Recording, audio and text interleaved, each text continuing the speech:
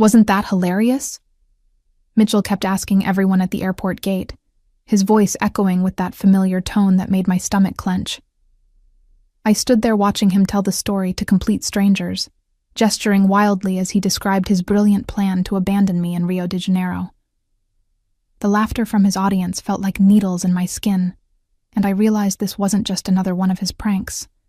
This was the moment everything would change. My name is Sandra Phillips. I'm 29 years old, and I've been married to Mitchell for 3 years. We live in Portland, Oregon, where I work as a graphic designer for North Peak Engineering. To most people, our marriage probably looks normal, maybe even enviable. Mitchell is charming, successful in his sales job at Valina Media, and always has a joke ready. But behind closed doors, his sense of humor has a cruel edge that I've learned to navigate like walking through a minefield. This trip to Brazil was supposed to be our second honeymoon, a chance to reconnect after months of tension. Mitchell had been particularly proud of booking everything himself, insisting on keeping the itinerary a surprise. "Trust me, babe," he'd said with that grin that used to make my heart skip, but now made me wary. "I've planned something you'll never forget." He was right about that, though not in the way either of us expected. The first few days in Rio had been magical. We'd visited Christ the Redeemer, walked along Copacabana Beach, and eaten at incredible restaurants overlooking the city.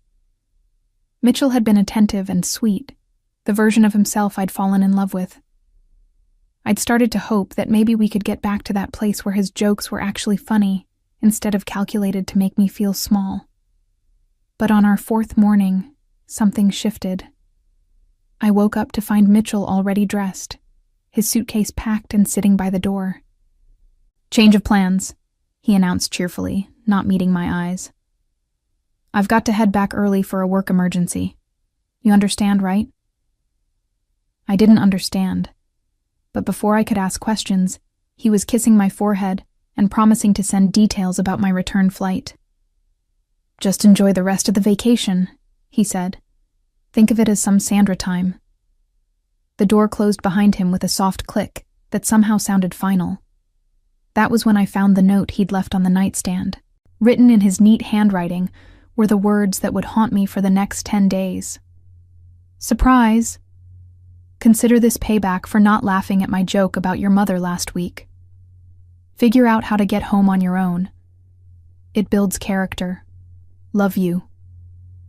As I stood in that hotel room, holding the note with trembling hands, I felt something cold settle in my chest. This wasn't just a prank. This was Mitchell showing me exactly how little I meant to him. The pattern had started small, so gradually that I'd barely noticed it at first. During our dating years, Mitchell's pranks were harmless. Hiding my keys before an important meeting, telling me we were going to a fancy restaurant only to drive to a food truck. I'd laughed along, thinking it showed his playful side. Back then, his eyes would sparkle with genuine mischief, and he'd always reveal the joke quickly, wrapping me in his arms while we both giggled. But after our wedding, the pranks began to have an edge. He'd forget to tell me about dinner plans with his friends, leaving me cooking for 2 while he texted hours later, asking why I wasn't at the restaurant. He'd hide important mail, then act concerned when I panicked about missing bills. When I confronted him, he'd always have the same response. "It's just a joke, Sandra. Why can't you take a joke?" My friends had started to notice. Jennifer from work had pulled me aside after our last group dinner, her face creased with worry. "The way he talks to you sometimes," she'd said carefully. "It doesn't seem very funny." But Mitchell was always careful to be charming in public, saving his special brand of humor for private moments when there were no witnesses. The worst part was how he'd gaslight me afterward. When I'd get upset about his pranks, he'd flip the script, making me the villain for not appreciating his creativity. "I work so hard to keep things interesting in our marriage," he'd say, his voice taking on that wounded tone that made me feel guilty for objecting. Most women would be grateful to have a husband who still tries to surprise them. I'd started walking on eggshells, never sure when the next prank would come or how far he'd take it. Sleep became elusive as I'd lie awake wondering what I'd wake up to. Would my car keys be hidden? Would he have told people embarrassing stories about me and claim it was just sharing a funny anecdote? The constant vigilance was exhausting. Looking back, I could see how methodically he'd been conditioning me to accept his behavior. Each prank pushed the boundary a little further, and each time I stayed, I was tacitly agreeing that this was acceptable treatment. He'd trained me to doubt my own reactions, to question whether I was being too sensitive or lacking in humor. Now, sitting alone in a Rio hotel room with his cruel note in my hands, I understood that abandoning me in a foreign country wasn't an escalation. It was Mitchell revealing who he'd always been underneath the charm. The mask had finally slipped completely. I walked to the window and looked out at the bustling streets of Rio, feeling more alone than I'd ever felt in my life. But underneath the fear and hurt, something else was stirring. For the first time in months, Mitchell wasn't there to tell me how I should react to his behavior. I was free to feel angry without being told I was overreacting. I was free to think clearly without his voice in my head, reshaping my reality to fit his narrative. The note crumpled in my fist as I made a decision that would change everything. The first day alone was terrifying. I sat in the hotel lobby, trying to figure out how to extend my stay since Mitchell had apparently booked my return flight for the same day he'd left. My Portuguese was limited to obrigada and com licença, and every interaction felt like navigating a maze blindfolded. The hotel staff was kind but busy, and I felt the full weight of my helplessness pressing down on me. By the second day, something had shifted. I forced myself to venture out of the hotel, armed with a translation app and a determination I hadn't felt in years. That's when I met Carlos Martinez, a tour guide who was leading a small group of tourists past the hotel. He was explaining something about the local architecture in accented English when he noticed me standing uncertainly on the sidewalk, clearly lost. "Excuse me," he said, approaching with a warm smile that reached his dark eyes. "You look like you might need some help." I almost cried with relief. Carlos was maybe 35, with kind eyes and an easy laugh that had nothing cruel in it. When I explained my situation, carefully editing out the more humiliating details, his expression grew serious. "Your husband left you here alone." The disbelief in his voice was validating in a way I hadn't expected. "This is not acceptable behavior for any man." Carlos spoke about respect with such certainty, as if it was a basic requirement rather than something to be earned through perfect behavior. It was a revelation. He offered to help me navigate the city, and for the first time since Mitchell had left, I didn't feel completely powerless. Over the next few days, Carlos showed me a Rio I never would have seen trailing behind Mitchell's aggressive tourist schedule. We explored quiet neighborhoods where locals gathered for afternoon coffee. He taught me basic Portuguese phrases and laughed with me, not at me, when I mispronounced words. We visited small galleries and listened to street musicians, taking time to actually absorb the culture instead of rushing through it for social media photos. What struck me most was how Carlos asked for my opinion on everything. Which restaurant looked appealing? What kind of music did I want to hear? Did I prefer the bustling beaches or the quieter overlooks?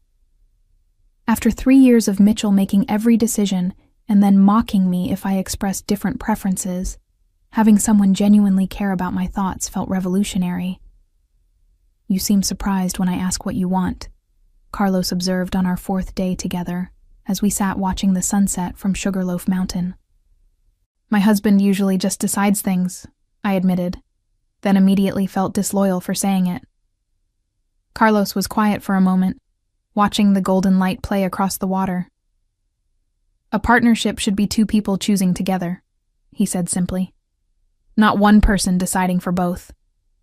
Back in my hotel room that night, my phone buzzed with another text from Mitchell.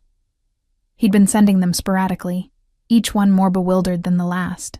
The latest read, "Sandra, this joke has gone on long enough. I'm starting to get worried. Call me back." I stared at the message, realizing something crucial had shifted inside me. I wasn't ready to go home yet. By the 6th day, Mitchell's texts had taken on a different tone. What had started as casual check-ins were becoming increasingly frantic demands for contact.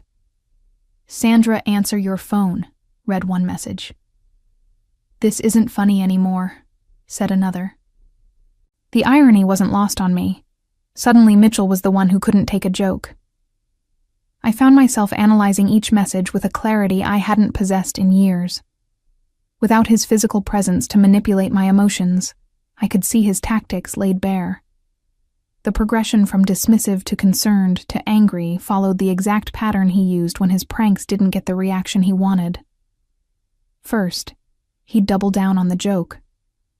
Then he'd express fake worry to make me feel guilty. Finally, he'd get angry and blame me for ruining his fun. But this time, I wasn't there to be manipulated. Carlos and I had settled into an easy routine. Each morning, he'd meet me at the hotel with coffee and a new plan for the day. We'd visited museums where he'd translate the Portuguese descriptions, sharing stories about Brazilian history that brought the exhibits to life. We'd eaten at tiny family restaurants where the owners treated Carlos like a son and welcomed me with warm embraces despite our language barrier. "You're different than when I first met you," Carlos observed as we walked through the Santa Teresa neighborhood, admiring the colorful street art. "More yourself, I think?" He was right.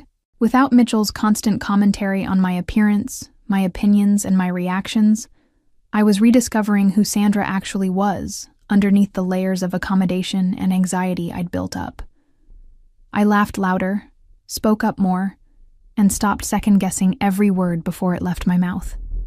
The shift wasn't lost on the people around us either. Vendors in the markets would smile and joke with me in broken English, treating me like a person rather than a tourist to be endured. Children playing in the streets would wave, and their mothers would nod approvingly when they saw how gently Carlos treated me. On the 7th day, Carlos suggested we visit a small beach town about an hour outside Rio. "It's where my family is from," he explained. "Very quiet, very peaceful. Good for thinking." The bus ride gave us time to talk without the distractions of sightseeing. Carlos told me about his ex-wife, a relationship that had ended amicably when they realized they wanted different lives. "She wanted to travel the world," he said. "I wanted to stay close to family.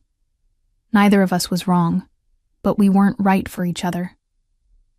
The maturity in his approach to relationships was striking.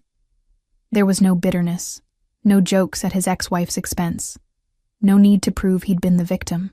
It was just honest acknowledgement that sometimes people aren't compatible, and that's nobody's fault. "What about you?" he asked gently. "Your marriage, it seems complicated?" I found myself telling him things I'd never said out loud. How Mitchell's pranks made me feel constantly on edge. How he'd convinced me that my reactions were the problem, not his behavior. How isolated I'd become because defending his actions to friends was exhausting, so I'd stopped sharing details about our relationship entirely. Carlos listened without judgment, occasionally asking clarifying questions but mostly just letting me talk. When I finished, he was quiet for a long moment. "This is not love," he said finally. "Love does not make you afraid. Love does not make you small." His words hit me like a physical blow, not because they were cruel, but because they were true. I couldn't remember the last time I'd felt safe with Mitchell. Really safe. Even in his good moments, I was always waiting for the other shoe to drop, for the joke that would remind me how little control I had in my own life. That evening, as we watched the sunset from the small town's beach, my phone buzzed again. This time, it wasn't a text. It was a call from Mitchell. I stared at his name on the screen, feeling my old anxiety start to rise, then made a decision that surprised us both. I turned the phone off and put it in my bag. The 8th day brought a revelation that changed everything. Carlos had introduced me to his sister Elena, who ran a small art gallery in Santa Teresa. As we browsed her collection of local artists' work, she mentioned something that made my blood run cold. "Carlos told me about your situation," she said in careful English, her expression sympathetic. "My friend works at the airline. She says a man came to the counter that day you mentioned, asking to cancel a woman's return ticket. He seemed very pleased with himself. The room spun around me. Mitchell hadn't just abandoned me, he'd actively sabotaged my ability to leave. What I'd assumed was typical Mitchell disorganization was actually calculated cruelty. He'd wanted me stranded, wanted me to panic and beg for his help so he could swoop in and play the hero, while reminding me how helpless I was without him. Carlos saw my face and immediately guided me to a chair. "What is it? What's wrong?" When I explained what Elena had revealed, his expression darkened in a way I'd never seen before. "He canceled your flight? On purpose?" "He wanted me to suffer," I said, the words tasting bitter in my mouth. "He wanted me to call him crying and desperate so he could feel powerful." But as the initial shock wore off, something else emerged. A fierce, burning anger that felt clean and pure. For 3 years, I'd made excuses for Mitchell's behavior, convinced myself that his pranks came from a place of playfulness rather than malice. Now I had proof of his true intentions, and it was liberating in the most unexpected way. "I'm not who he thinks I am," I said, surprising myself with the strength in my voice. "He thinks I'm helpless without him. But look at me. I've been navigating a foreign country for over a week. I've made friends, learned new things, discovered parts of myself I'd forgotten existed." Carlos reached for my hand, his touch warm and steadying. "You are much stronger than he knows." That night, I sat in my hotel room staring at my silent phone. Mitchell had left several voicemails, each one more frantic than the last. In the most recent one, his voice was tight with panic. "Sandra, I'm starting to think something happened to you. This has gone way beyond a joke. Please just call me back and let me know you're alive. I'm considering calling the police."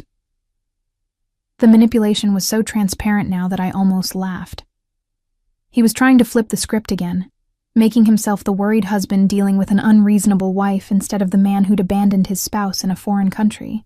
The threat about calling the police was particularly rich. What exactly would he tell them? That his wife wasn't responding to his messages after he'd deliberately stranded her abroad as a prank? I thought about the woman I'd been just 8 days ago, how she would have called him back immediately, apologizing for making him worry and accepting his narrative that she was the problem. That woman felt like a stranger to me now. Instead, I opened my laptop and did something I should have done years ago. I started documenting everything. I wrote down every prank I could remember, every time he'd made me doubt my own perceptions, every instance where he'd twisted my reactions to make me the villain in our relationship. The pattern was undeniable when laid out in black and white.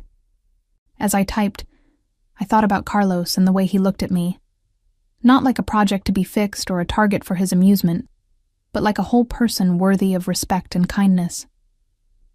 I thought about Elena's warm welcome despite our language barrier, about the vendors who'd treated me with dignity, about the children who'd waved simply because I'd smiled at them. This was what normal human interaction looked like. Mitchell's treatment of me wasn't love with a sense of humor. It was control dressed up as affection. My phone buzzed with another message, but I didn't look at it. I had a plan forming, and for the first time in years, it was entirely my own. The 9th day brought an unexpected gift, absolute clarity. I woke up feeling lighter than I had in years, as if some invisible weight had finally been lifted from my shoulders. Carlos had planned another day of exploration, but first I had something important to do. I called my friend Jennifer back in Portland, calculating the time difference carefully. When she answered, her voice was sharp with worry. "Sandra! Oh my God, where have you been? Mitchell called everyone looking for you. He said you'd gone missing in Brazil and weren't answering your phone. We've all been terrified something happened to you." The fact that Mitchell had reached out to my friends, spinning his narrative of the worried husband dealing with a mysteriously absent wife, should have surprised me. But I was beginning to understand how deep his manipulation ran. By controlling the story, he was setting himself up to be the hero when I finally came crawling back. Jennifer, I said calmly, I need you to know the truth about what happened. I told her everything, about the note, about Mitchell deliberately canceling my return flight, about the pattern of cruel pranks that had been escalating for years. The silence on the other end of the line stretched so long I thought the call had dropped. That bastard, Jennifer finally whispered. Sandra, I had no idea it was this bad. We all thought, he seemed worried, but now that you're telling me this, he's been calling everyone to establish himself as the victim before I get home and tell my side, I said. He knows exactly what he did. Jennifer was quiet for another moment. What are you going to do? That was the question, wasn't it? I looked out my hotel window at the vibrant streets of Rio, thinking about Carlos waiting downstairs to show me another corner of his beautiful city. I thought about Mitchell back in Portland, probably planning his triumphant rescue story for when I finally broke down and called him. I'm going to let him sweat a little longer, I said. And then I'm going to remind him that actions have consequences. After hanging up with Jennifer, I felt a surge of energy I hadn't experienced in years. I wasn't a victim anymore. I was a woman taking control of her own story. Carlos was waiting in the lobby with his usual warm smile and 2 cups of coffee. You look different today, he observed as we walked toward the metro station. Happy. I feel like myself again, I said, and meant it. We spent the day at Tijuca National Park, hiking through rainforest trails that felt worlds away from the chaos of the city. Carlos was an excellent guide, pointing out exotic birds and explaining the ecosystem in his patient, enthusiastic way. But more than that, he was excellent company, funny without being cruel, confident without being domineering, interested in my thoughts without making me feel like I was being tested. As we sat by a waterfall, sharing a picnic lunch Elena had packed for us, Carlos asked the question I'd been expecting. What happens when you go home? I'd been thinking about that constantly. The practical details were daunting. Finding a divorce lawyer, figuring out how to separate our finances, deciding whether to keep living in Portland or start fresh somewhere else. But underneath all that was a deeper question about what kind of life I wanted to build. I don't know yet, I said honestly. But I know I can't go back to pretending Mitchell's behavior is acceptable. Carlos nodded, his expression serious. You deserve someone who treats you with respect. Always. That evening, as I sat in my hotel room preparing for what would be my final night in Rio, my phone buzzed with another call from Mitchell. This time, I answered it, but I didn't say hello. Instead, I let it ring through to voicemail and listened as his voice, tight with barely controlled panic, filled the silence. Sandra, please. I'm sorry, okay? The prank went too far. Just call me back so we can figure out how to get you home. I'm worried sick about you. I saved the voicemail, then crafted the message that would change everything. On the 10th day, I sent the text that would shatter Mitchell's carefully constructed narrative. Thanks, babe. Carlos showed me some spots you'd never reach. I attached a photo Carlos had taken of me the previous day at the waterfall, sun-kissed and genuinely happy, my arm around his shoulders as we both laughed at something he'd just said. We looked comfortable together, natural, like 2 people who genuinely enjoyed each other's company. My phone rang within 30 seconds. What the hell does that mean? Mitchell's voice was sharp with panic. All pretense of the worried husband dropped. Who is Carlos? What spots? Oh, Carlos is a tour guide I met, I said, keeping my voice light and casual. He's been showing me around Rio since you left. Amazing what you can see when someone actually cares about what you want to do. The silence on the other end was deafening. I could practically hear Mitchell's mind racing, trying to figure out how to regain control of the situation. Sandra, this isn't funny anymore, he finally said, his voice taking on that familiar, commanding tone. You need to come home immediately. We need to talk about this. Actually, I think we're talking just fine right now, I replied.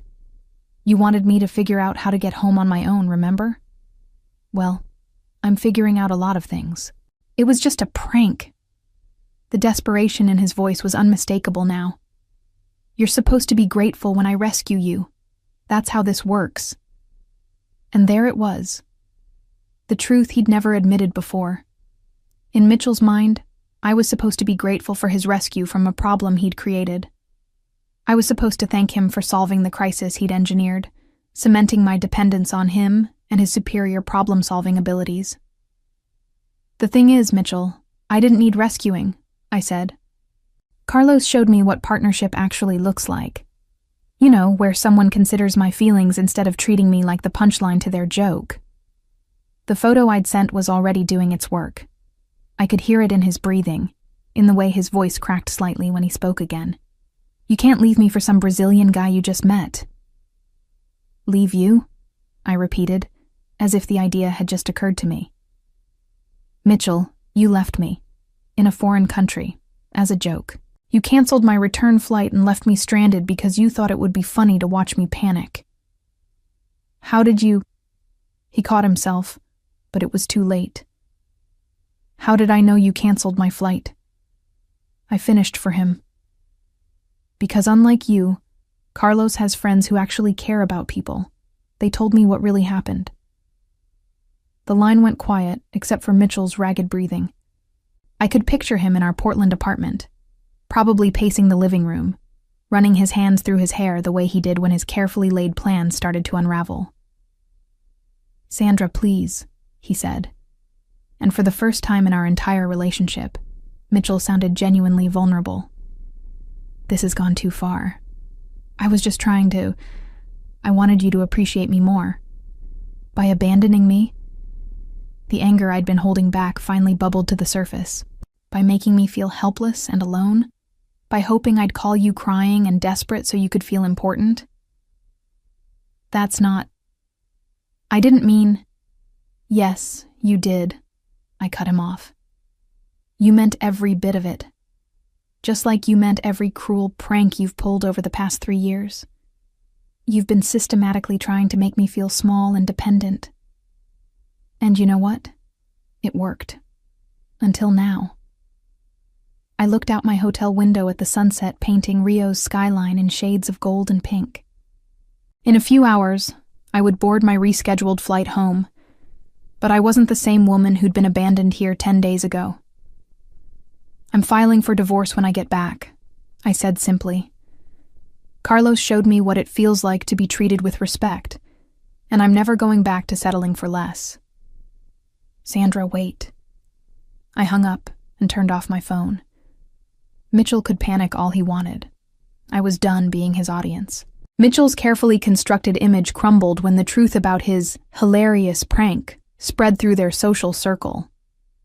Friends who had initially sympathized with his story of a missing wife were horrified to learn he had deliberately abandoned Sandra in Brazil and canceled her return flight as a cruel joke. His reputation at Valina Media suffered when colleagues realized his pattern of manipulation extended beyond his marriage, and several clients began questioning his judgment and character. The divorce proceedings became a public embarrassment, as Sandra's documentation of his psychological abuse painted a clear picture of a man who confused cruelty with humor, while his frantic attempts to win her back only highlighted his desperation and loss of control. His family, who had always enabled his behavior by laughing at his pranks, finally saw him for what he truly was, when Sandra calmly presented evidence of years of calculated emotional manipulation, disguised as playful jokes. As I settled into my new apartment in Portland 6 months later, I smiled at the postcard Carlos had sent from Rio, a picture of Sugarloaf Mountain with a simple message: "Thinking of you and hoping you're building the life you deserve." I was doing exactly that, surrounding myself with people who understood that love should lift you up rather than tear you down, and I had never been more grateful for a prank that backfired so spectacularly it set me free.